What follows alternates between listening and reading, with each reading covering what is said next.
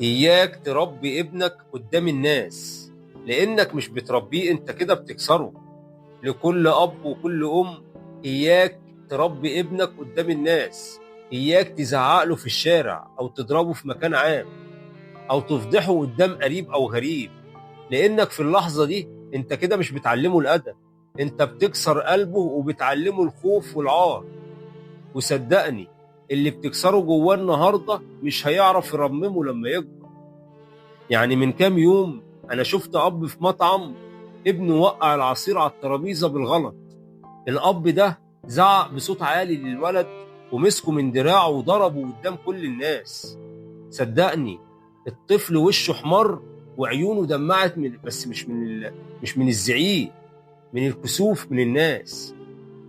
ما بكاش من الضرب، صدقني، ولا دموعه نزلت دمعة، بس عيونه كانت بتقول كفاية يا بابا مش قدام الناس. والمشهد ده صدقني ممكن يفضل في ذاكرته طول عمره. يا جماعة، اللي بيحصل ده لما بتربي ابنك قدام الناس أخطر مما تتخيل. الطفل بيفقد الثقة فيك بدل ما يحس إنك ظهره، بيشوفك خصم ليه، بيحس إن حبك مش ثابت، وإنه ممكن في ثانية يتحول من محبوب لمهان. بيتعلم يخاف منك بدل ما يحترمك، وده الأخطر.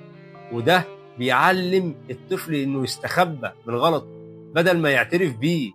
كل مرة تغلط وتوبخه قدام الناس، انت مش بتعلمه الصح، انت كده بتعلمه ازاي يمثل قدامك انه محترم.